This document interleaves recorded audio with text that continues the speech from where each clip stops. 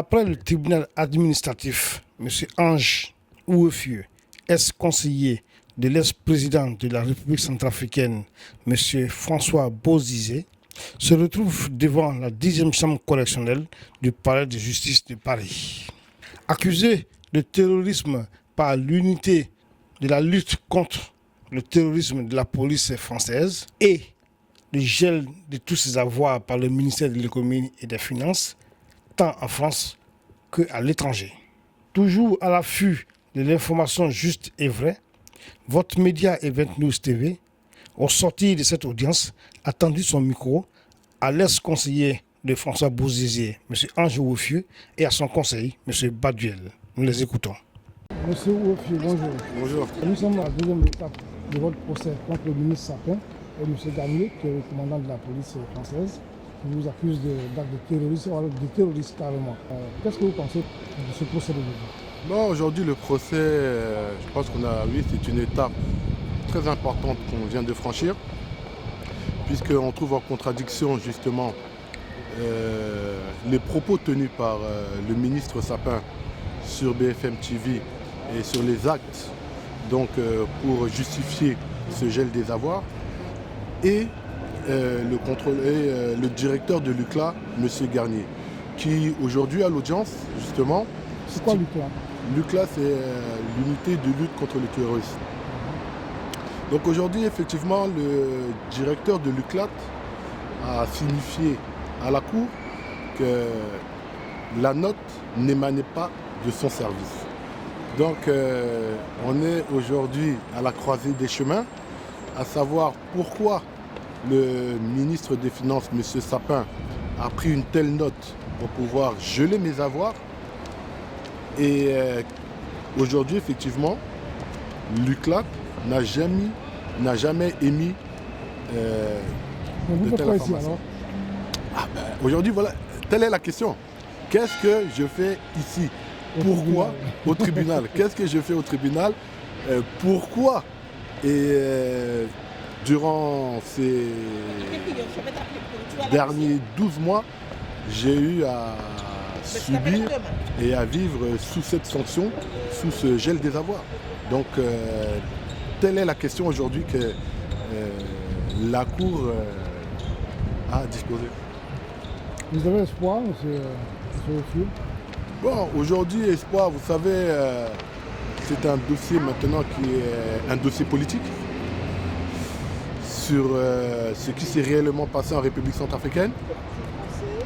Les commanditaires, les gens qui ont apporté leur soutien. Et nous sommes aujourd'hui, comme cela se déroule avec l'armée française en Centrafrique, avec les révélations sur l'armée, les agissements de l'armée française. Donc nous sommes ici à Paris et nous sommes dans la croisée des chemins de savoir qui a réellement, soutenu certains agissements après le coup d'État de François Bozizé. Merci beaucoup. Merci. Bonjour, Maître Baduel. Bonjour.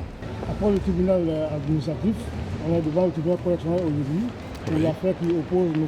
Ange Ouefieux au ministre Sapin. Après ce jugement, quel est votre sentiment?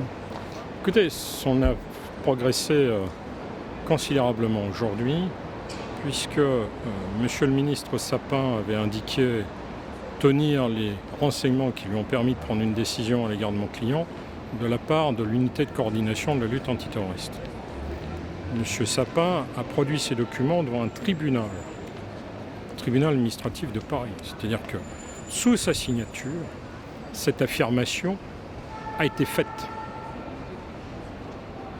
C'est lourd de conséquences, car aujourd'hui nous avons appris de la bouche de l'avocat de M. Garnier que M. Garnier, en sa qualité de chef de service, n'était absolument pas mêlé à cette note blanche et aucun agent de son service n'était mêlé à cette note blanche.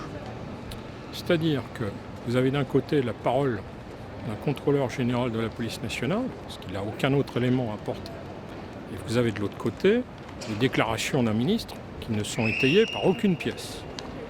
Nous sommes dans une république du mensonge. Est-ce qu'il n'y a pas un conflit de compétences entre le ministre et le chef de la police? Non, il n'y a pas de conflit de compétences et nous avons demandé au tribunal de désigner un juge d'instruction pour démêler le vrai du faux. Non, Badiola, est-ce que nous ne sommes pas dans une affaire politique? Ah, totalement. Totalement, c'est une décision politique qui vise un pays sur lequel la France a exercé des prérogatives. Et nous sommes dans une situation où, curieusement, on accuse un individu de terrorisme, mais on ne saisit surtout pas l'autorité de police. On saisit une autorité économique. C'est-à-dire que nous sommes entre copains et coquins. Dans votre délibéré, tout à l'heure, vous avez parlé de Roland Ignoble. Vous nous expliquez un Oui, peu c'était votre Roland pensée? Ignoble, c'est les textes discriminatoires que nous voyons fleurir les uns après les autres, que ce soit dans le Code monétaire et financier, nous en verrons apparaître d'autres, car curieusement, nous avons la mémoire courte.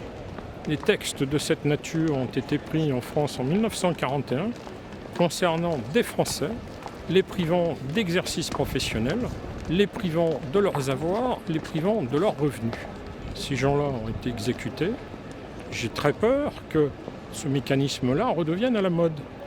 Nous voyons aujourd'hui des mesures visant des avocats, des internements administratifs, psychiatriques. Nous voyons des mesures de radiation qui sont prises à l'égard d'avocats qui ont le malheur d'irriter ou de déranger.